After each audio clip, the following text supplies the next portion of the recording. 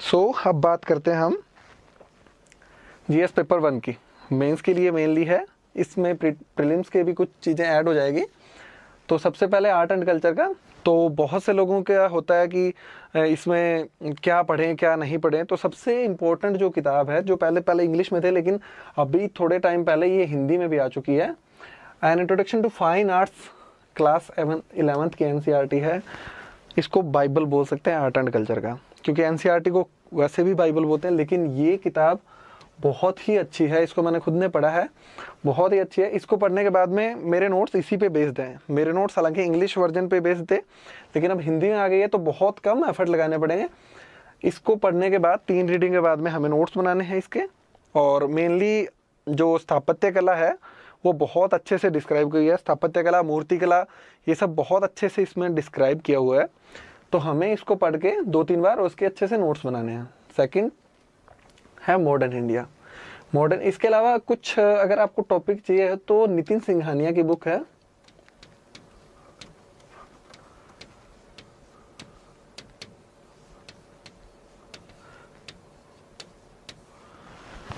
उसको यूज कर सकते हैं। कुछ टॉपिक जैसे इसमें पेंटिंग इतना अच्छे से एलेबोरेट नहीं किया हुआ, उसमें से कुछ पार्ट ले सकते हैं। एक चीज़ और मैं नोट लगा के बोलना चाहता हूँ, ये कुछ बुक्स हैं जो मैंने बहुत थोड़ी पढ़ी हैं, लेकिन मुझे ऐसा लगता है कि इनको पढ़ के और ज़्यादा बेनिफिट होगा, तो इसलिए मैंने कुछ ऐसी बुक भी इसमें डाली है जिसको पढ़ना चाहिए। हालांकि मैंने उनको बहुत बहुत सरसरी निगाह से देखा है। तो नितिन सिंघानिया से कुछ चीज़ें ऐड कर सकते हैं। उसके बाद में मॉडर्न इंडिया के लिए अगर हम बात करें तो मैंने सिर्फ एक बुक पढ़ी थी बिपिन चंद्रा की, वो भी ओल्ड एनसीईआरटी क्लास 12th की। बहुत ही छोटी बुक है। अगर हम इसका ओरिएंट ब्लैक स्वान का अगर हम देखें तो सिर्फ 300 पेजेस का इसका मतलब छोटी सी एनसीईआरटी है, लेकिन इतना ज़बरदस्त इसमें लिखा हुआ है, हर टॉपिक इससे क्लियर हो जाएंगे। प्लस अगर किसी को और कुछ चीज़ें पढ़नी है, जैसे 1857 से पहले के जो भी रिवोल्ट हुए थे, विद्रोह हुए थे, या कांग्रेस से पहले की संस्थाएं थी, इनसे जनरली प्रीलिम्स में क्वेश्चन पूछते हैं, तो उसके लिए स्पेक्ट्रम यूज़ कर सकते हैं। स्पेक्ट्रम में इन दोनों टॉपिक पे बहुत अच्छा दिया हुआ है, तो स्पेक्ट्रम से ये 2 टॉपिक भी अच्छे से कवर हो जाएंगे। और जैसे जो एक 1940s के बाद में जो क्रिप्स मिशन हुआ था,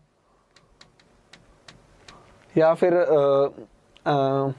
उसके बाद में जितने भी समझौते, जैसे शिमला समझौता, वेवेल समझौता, ये सभी अगर हमें पढ़ने हो तो स्पेक्ट्रम से हम पढ़ सकते हैं, क्योंकि उसमें काफ़ी अच्छे से दिया हुआ है। बाकी मेंस के लिए तो मुझे लगता है कि ये मोर देन सफिशिएंट है। उसके बाद में पोस्ट इंडिपेंडेंस इंडिया के लिए क्लास 12th की एनसीईआरटी आती है, उसका नाम है आधुनिक भारत में राजनीति। उसमें डिटेल्ड इंडिया के इंडिपेंडेंस से लेके क्या क्या समस्याएं थी, इकोनॉमिक, पॉलिटी, सब समस्या थी, देश के इंटीग्रेशन की समस्या थी, सब बहुत अच्छे से डीपली एक्सप्लेन्ड उसमें किया हुआ है। तो वो छोटी सी बुक है एनसीईआरटी, उसको बार बार पढ़ना है, ये पोस्ट इंडिपेंडेंस इंडिया का भी पोर्शन कवर हो जाएगा। वर्ल्ड हिस्ट्री के लिए एनसीईआरटी वो है अर्जुन देव।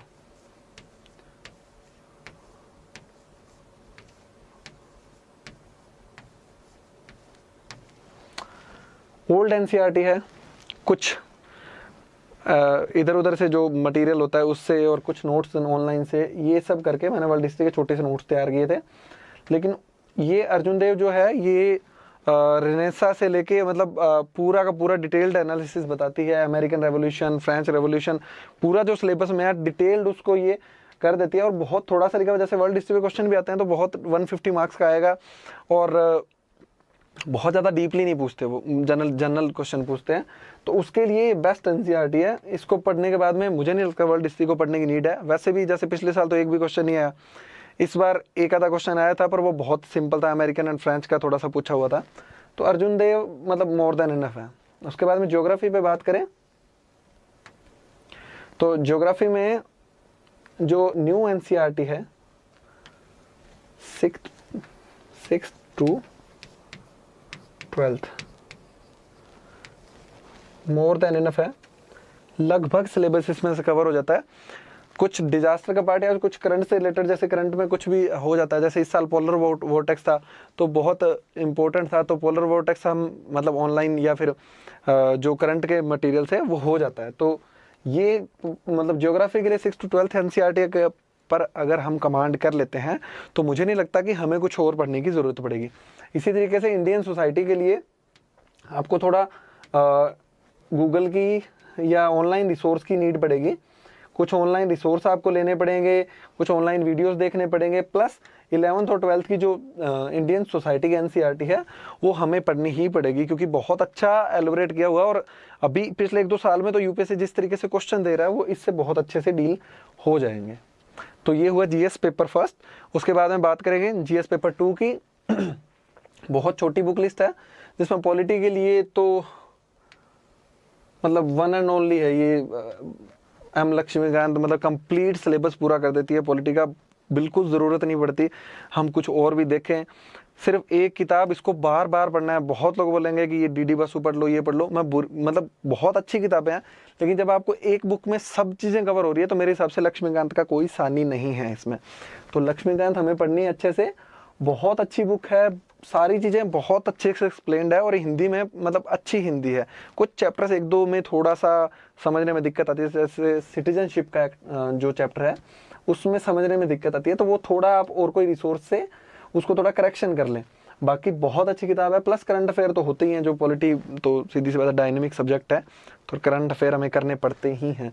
सोशल इश्यूज़ का है तो उसमें जो इंडियन सोसाइटी का हमने पार्ट किया था एनसीईआरटी से, वहाँ से करना है। प्लस करंट के जो भी इश्यूज़ हैं, उसके अलावा सोशल इश्यूज़ तैयार करने का सबसे अच्छा वे है कि जितने भी सेक्शंस हैं, जैसे वीमेन है या फिर दिव्यांग सेक्शन है, दलित सेक्शन है, एससीज हैं, एसटीज हैं, जितने भी सेक्शन हैं उन सब, बच्चे हैं या फिर जो जिसमें बोलते हैं कि किशोरों की समस्याएं होती है, तो जितने भी सेक्शंस हैं उसमें हमें तैयार करना होता है कि सबसे पहले तो व्हाट मतलब उसकी डेफिनेशन, फिर उसके टाइप्स मतलब उसके बारे में एक्सप्लेन, फिर उनकी क्या समस्याएं हैं, प्रॉब्लम्स,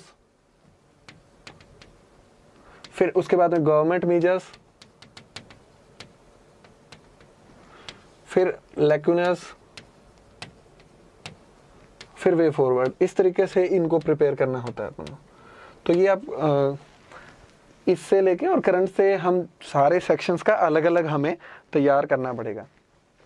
जब बात आती है आईआर की, तो आईआर तो मैंने किया था, तो इसके बेसिक्स थे वो मेरे कुछ सीनियर्स ने करवाए थे।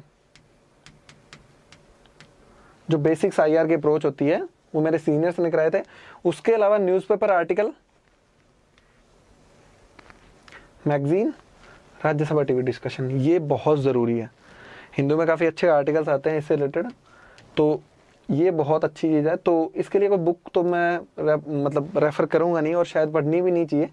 इसकी अप्रोच पता होनी चाहिए, उसके बाद में करंट से उसको अपडेट करते रहना पड़ता है और एक बैलेंस ट्रेंड होना चाहिए। सबसे बड़ी बात है जो MEA है, मिनिस्ट्री ऑफ एक्सटर्नल अफेयर्स की वेबसाइट है,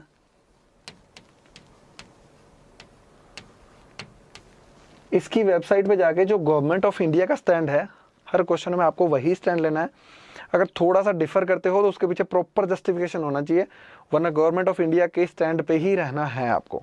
उसके अलावा अलग से स्टैंड नहीं देना कि हम तो नहीं, ये तो नहीं करेंगे, सरकार कर रही है, सरकार गलत है, इस तरीके का स्टैंड नहीं लेना है, क्योंकि देश की सॉवरेनिटी और सिक्योरिटी से रिलेटेड मुद्दे पर सरकार के हमेशा फेवर में रहना चाहिए। तो ये हुआ जीएस पेपर 2। अब हम बात करेंगे जीएस पेपर 3 की। जीएस पेपर 3 में इकोनॉमिक्स के लिए तो वन एंड ओनली मुरनाल सर के लेक्चर्स मैंने किए थे। मतलब एक तरीके से कंप्लीट पैकेज है, कुछ भी करने की ज़रूरत नहीं होती, सिर्फ करंट अफेयर्स को छोड़ के। खैर वो तो कभी ख़त्म होते ही नहीं है, वो तो हमें हमेशा पढ़ते रहने पड़ते हैं। तो मुरनाल सर की जो अप्रोच है, मतलब इतना उनका सेंस ऑफ ह्यूमर, उनका पढ़ाने का स्टाइल मतलब अमेजिंग, बहुत अच्छा है। तो इनके किए थे, प्लस करंट अफेयर से तो हमें अपडेट रहना ही पड़ता है। उसके बाद बात आती है इन्वायरमेंट की। इन्वायरमेंट के लिए एक एनसीईआरटी बायोलॉजी की आती है, इसके कुछ चैप्टर्स हैं जिसमें इन्वायरमेंट के बेसिक्स हमें बताते हैं कि जैसे कौन से घटक होते हैं, जैविक अजैविक घटक, पोल्यूशन, क्लाइमेट चेंज, ये सब। प्लस करंट अफेयर्स है ना, वो बहुत ज़रूरी है, क्योंकि करंट अफेयर्स में जैसे जितनी भी जलवायु परिवर्तन से संबंधित जो भी वार्ताएं होती है, समिट होती है, सम्मेलन होते हैं, COP20, COP21, Paris climate agreement, जितने भी हैं उन सबको हमें करंट अफेयर से करके और उनके अच्छे नोट्स बनाने हैं। प्लस इन्वायरमेंट एक चीज़ बहुत तैयार करने की जरूरत है, जो ऑर्गेनाइजेशन है इन्वायरमेंट से related, plus acts, plus M, ये ऑर्गेनाइजेशन इंडिया और मतलब बाहर दोनों के, और जितने भी एक्ट है इन्वायरमेंट से related, plus personality, plus movement, इन सबको अच्छे से याद करना पड़ेगा क्योंकि इनमें से क्वेश्चन आते हैं इन्वायरमेंट में, हर साल आते हैं और आगे भी आएंगे। तो इन्वायरमेंट की ये अप्रोच है। साइंस एंड टेक्नोलॉजी के लिए मैंने कोई बुक नहीं पढ़ी थी। साइंस एंड टेक्नोलॉजी के लिए इंटरनेट का बहुत यूज़ किया था मैंने, गूगल का स्पेशली, हर चीज़ के पढ़ने के लिए। बेसिक चीज़ें जैसे नैनो टेक्नोलॉजी क्या होती है, ठीक है, मतलब समझ आ गया। अगर समझ नहीं आती तो फिर आपको कोई वीडियो वगैरह देखनी पड़ेगी यूट्यूब का। प्लस करंट मैगजीन और आर्टिकल्स, ये साइंस और टेक्नोलॉजी। जैसे हिंदू में शायद थर्सडे को आता है कोई आर्टिकल, तो उसका मैं हिंदी ट्रांसलेशन देखता था। ये आपको साइंस एंड टेक्नोलॉजी का करना पड़ेगा। कोई बुक मतलब ना ही पढ़े तो ठीक रहे, क्योंकि बहुत आउटडेटेड बुक होती है, बहुत एक्स्ट्रा मतलब जानकारी उनमें होती है, इतनी एग्ज़ाम डिमांड नहीं करता। और इसमें पेपर थर्ड का एक पार्ट है इंटरनल सिक्योरिटी। इसमें भी सेम साइंस एंड टेक का अप्रोच था। इंटरनेट से कुछ चीज़ें की थी, प्लस करंट अफेयर किए थे। इसके नोट्स बनाए थे मैंने खुद से, क्या क्या दिक्कतें हैं क्या नहीं है। साइंस एंड टेक्नोलॉजी और इंटरनल सिक्योरिटी का यही अप्रोच है। एक इसमें डिज़ास्टर मैनेजमेंट का भी आता है, तो वो ज्योग्राफी की एनसीईआरटी है, उससे कवर हो जाता है। बहुत ज़्यादा कुछ नहीं है डीएम में। मतलब हम लोग करंट में जितना भी पढ़ते हैं, कहीं बाढ़ आ रखी है तो क्या उसके लिए हमें मेजर्स लेने चाहिए, इसके 2-3 एक्ट हैं, पॉलिसी हैं, उनको ढंग से पढ़ लें तो मतलब ये कंप्लीट हो जाता है, और ज़्यादा कुछ करने की ज़रूरत तो पड़ती नहीं है। और फाइनली एथिक्स पेपर 4 जो बहुत ही ज़्यादा ज़रूरी है, और इसके लिए मतलब हिंदी मीडियम के लिए तो कम से कम इस पर बहुत ज़्यादा फोकस देने की ज़रूरत है। इसके लिए मैंने ऑफलाइन कोचिंग की थी, 7 डेज़ क्रैश कोर्स, उसके नोट्स पढ़े थे मैंने, प्लस ऑनलाइन वेबसाइट का यूज़ किया था हर टर्मिनोलॉजी के लिए। जैसे जितनी भी है, इंटीग्रिटी, कंपैशन, जो भी इसमें जितनी भी आती है, स्पिरिट ऑफ सर्विस, ये सारे, प्लस एटीट्यूड की डेफिनेशन है, एप्टीट्यूड की है, इमोशनल इंटेलिजेंस है, केस स्टडीज़ है, इन सब के लिए ऑनलाइन वेबसाइट का यूज़ किया था। और जो कोचिंग क्लास मैंने क्रैश कोर्स किया था, उनके नोट्स से मैंने एथिक्स कंप्लीट किया। तो एथिक्स के लिए सबसे ज़रूरी है एग्जाम्पल्स।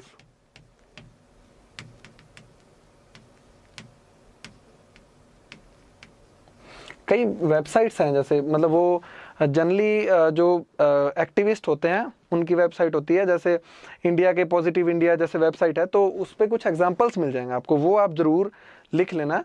तो उसमें क्या होगा कि जो भी एक्टिविस्ट है जिन्होंने बहुत अच्छा काम किया इंडिया में, तो अगर आप उनका यूज़ करेंगे तो उसमें बहुत अच्छे अच्छे एग्जाम्पल है। किसी इन्वायरमेंटलिस्ट है, कोई बच्चों के लिए काम करता है, कोई एनजीओ है जो बूढ़ों के लिए काम करता है, तो इन सब के लिए आपको एग्जाम्पल्स बहुत अच्छे मिल जाएंगे। और एथिक्स का ये है कि जितने अच्छे और इनोवेटिव एग्जाम्पल्स आपके होते हैं, उतना ही आपको मार्क्स मिलते हैं, उतना ही आपका पेपर अच्छा होता है।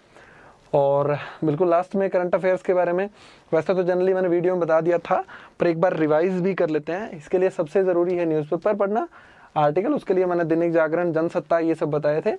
एक मंथली मैगजीन होनी चाहिए करंट की, जो आपको रिवीजन करने में मदद करेगी, आपके नोट्स में कुछ ऐड करने में मदद करेगी। और थर्ड वन है यूट्यूब चैनल्स, जो आप यूट्यूब पे आप डेली उसको देखें तो करंट अफेयर आपका बहुत अच्छा हो जाएगा। तो ये हमारी बुक की स्ट्रेटजी है। इतनी सारी बुक्स हमें पढ़नी पड़ेगी, मतलब बिल्कुल फाइनल नहीं है ये, आप इसमें कुछ जोड़ सकते हैं, घटा सकते हैं अपनी चॉइस के हिसाब से। तो ये बुक्स हैं।